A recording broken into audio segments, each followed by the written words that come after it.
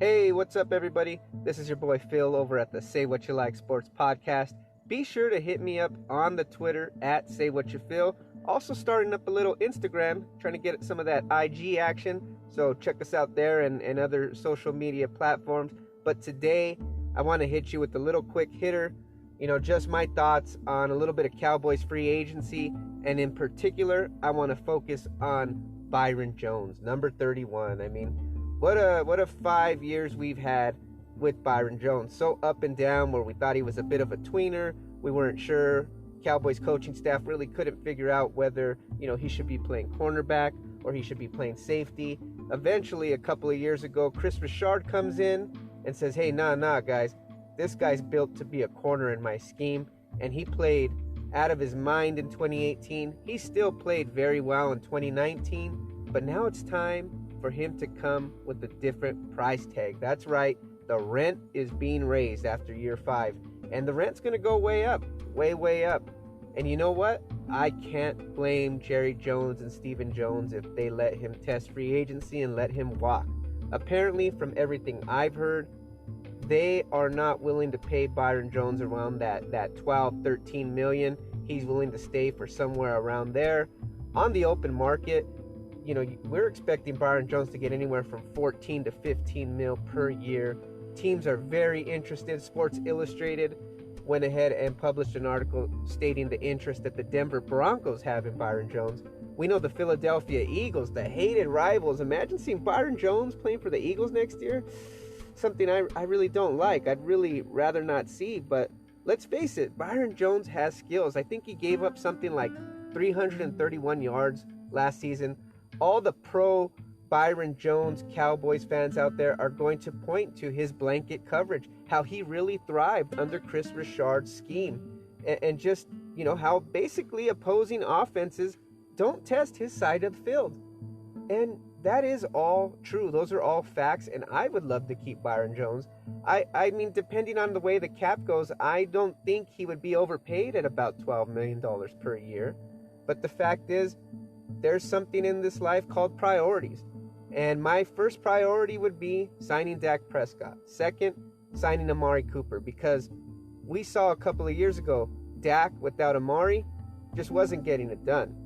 So we need both of them. To me, that's the biggest combo deal for the Cowboys, because one is not going to work without the other.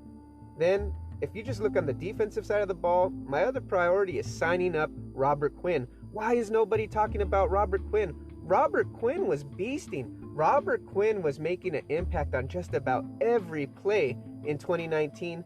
I want to see him try to do it again opposite DeMarcus Lawrence, see if they can put it together under Mike Nolan. If Mike Nolan likes him, Robert Quinn is my third priority, and that leaves Byron Jones at 4. And you just got to see how much cap space is left after you sign up those 3, in my opinion. I think that's the smart money, guys. Don't be spending that dumb money. I'm talking about some of that smart money. That's spending where you need, not for what you want, not for what's sexy, but for what works. And for me, I'm all about what works. And when you talk about the Dallas Cowboys and the different position units that the Dallas Cowboys have, I talked about the offense, Dak and Amari. That's a unit. That's got to work on offense. And on defense, DeMarcus Lawrence and Robert Quinn, that's a unit as defensive ends that can work. What do we got opposite Byron Jones?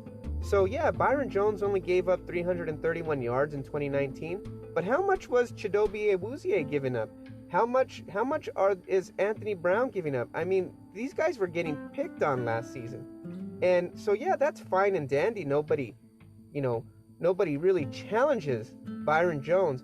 But look at a player like maybe 7-8 years ago, Nnamdi Asomugha, maybe 10 years ago now, when he got signed by the Philadelphia Eagles. Nobody picked on him when he was in Oakland. He was considered one of the top shutdown corners in the league. And then he signs a big contract with Philadelphia, gets exposed because now offenses challenge him because they don't have a shitty corner like they did in Oakland all those years to just abuse. So to me, I think there's a lot of risk and there's a lot of reward as well for Byron Jones. But I just don't think the risk is worth the reward because Byron Jones, bottom line, you've heard this before, just does not get his hands on the football, on defense, And in the end, those are the game-changing plays that all of us would pay for. Some of us, including Jerry Jones, would not pay for just a blanket corner, somebody that doesn't get tested, a good guy, good player. But if you want $15 million a year, you better get us some INTs, and Byron Jones just hasn't done that.